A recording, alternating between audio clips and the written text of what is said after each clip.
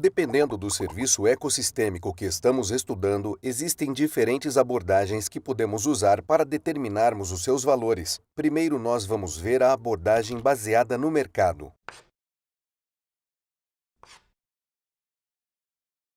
A abordagem baseada no mercado pode ser usada para aproximar o valor dos bens ambientais que são comprados e vendidos no mercado. Então, madeira, peixe, plantas medicinais, água, animais, insetos, nozes e frutas, bens que são comercializados. Esse método não pode ser utilizado para valorar serviços como ar limpo, purificação da água, vistas deslumbrantes, que não são tipicamente comercializados, mas veremos como valorar esses serviços em um outro vídeo. A valoração a partir da abordagem baseada no mercado é feita medindo-se os excedentes do consumidor e do produtor. Teoricamente, as pessoas terão uma disposição máxima a pagar por um determinado item e essa disposição é a nossa medida de valor. Elas têm de abrir mão de alguma coisa para obter esse item. A diferença é o excedente do consumidor ou o valor incremental que o consumidor ganha ao adquirir o bem. Cada pessoa tem uma disposição a pagar diferente e as pessoas, em geral, estão dispostas a pagar menos para obter mais de alguma coisa que já possuem.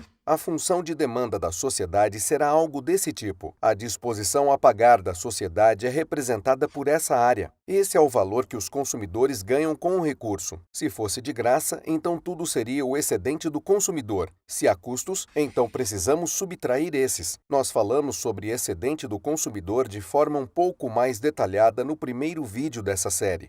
Mas uma parte do valor ganho com o serviço ecossistêmico pode ser excedente do produtor, caso alguém esteja ofertando esse. Vamos dizer que um produtor pesque a venda de um peixe. Ele terá custos com o barco e com os equipamentos, consertos, compra de combustível, pagamentos de salários, impostos e outros custos que não me vêm à mente agora. E ele vai ganhar uma receita com a venda do peixe. Para o produtor, esse é todo o valor que ele teve de abrir mão para levar o peixe ao mercado. E essa área representa todos os benefícios que ele recebeu por levar o peixe ao mercado. Essa diferença é o excedente do produtor.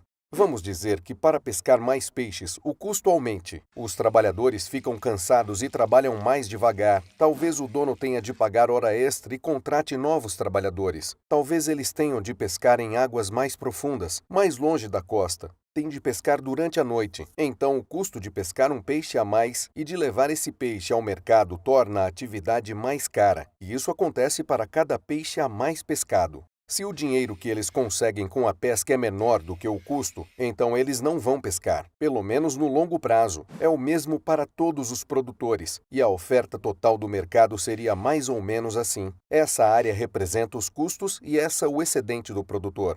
A soma dos excedentes do consumidor e do produtor é igual ao valor econômico total. É todo o valor que os produtores e consumidores obtêm com os bens, menos os custos de produzir ou de levar esses bens até o mercado. Vamos supor agora que o habitat dos peixes foi contaminado e que por causa disso a população de peixes diminuiu. Essa área representa o excedente econômico total antes da contaminação, mas a poluição irá aumentar os custos dos produtores, que agora têm de investir mais tempo e dinheiro para encontrar os peixes. Isso desloca a curva de oferta para a esquerda. Se há menos peixe no mercado, então a competição entre os consumidores para comprar peixes aumenta, o que faz com que os produtores aumentem seus preços. Para descobrirmos como a contaminação afetou o valor das pessoas pelo recurso, nós temos de encontrar a mudança no excedente econômico total, o excedente antes e depois da contaminação. Até agora nos baseamos na ideia de que nós conhecemos o formato das curvas de demanda e de oferta. Para esse nosso estudo e para os outros métodos que nós vamos estudar aqui, o truque é tentar construir essas funções de forma que possamos estimar os excedentes e as mudanças nos excedentes.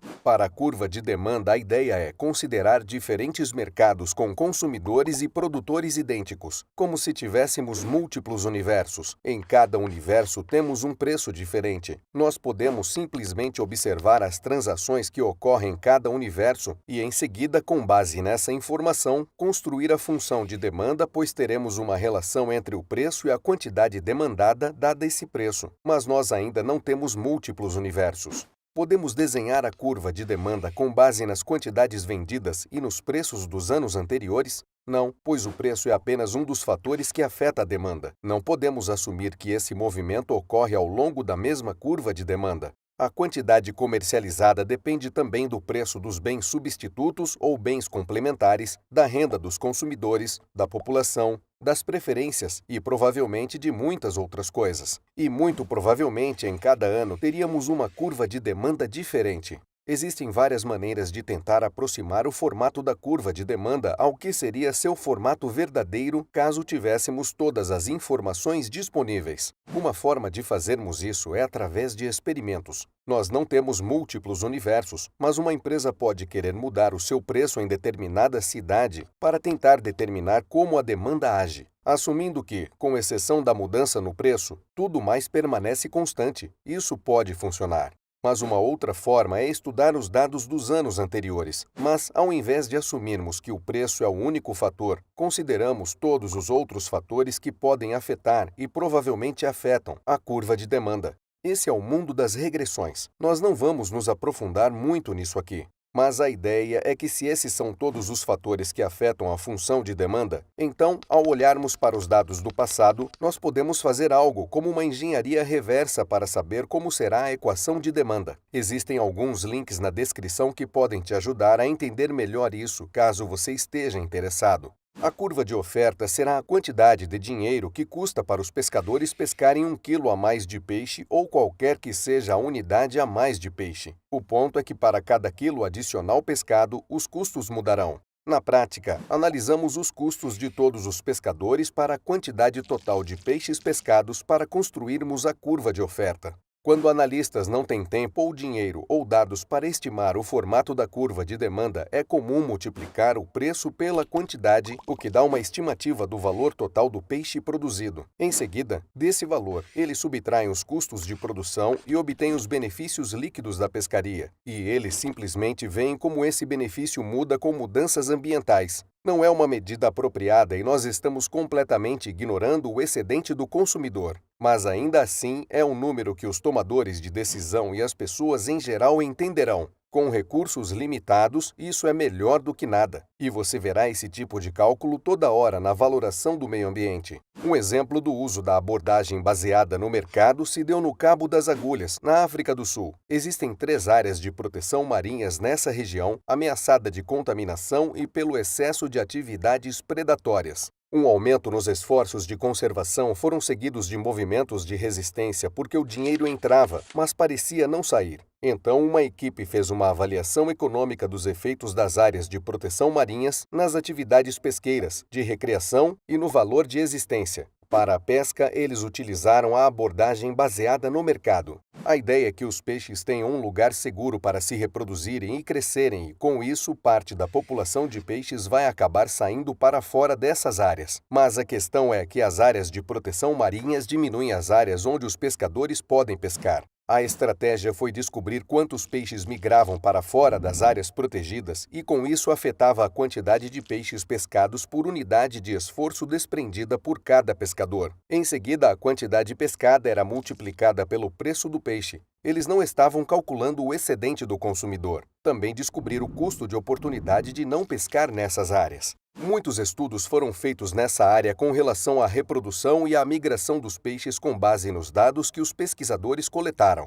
Mas a pesquisa era um pouco fraca. Mais ou menos 1 dúzia de espécies de peixes eram pescadas, mas eles tiveram de usar informação de apenas 2 espécies para estimar o comportamento de todas as demais espécies. E eles tiveram de usar outros atalhos também. De longe ideal, mas era o melhor que poderiam fazer.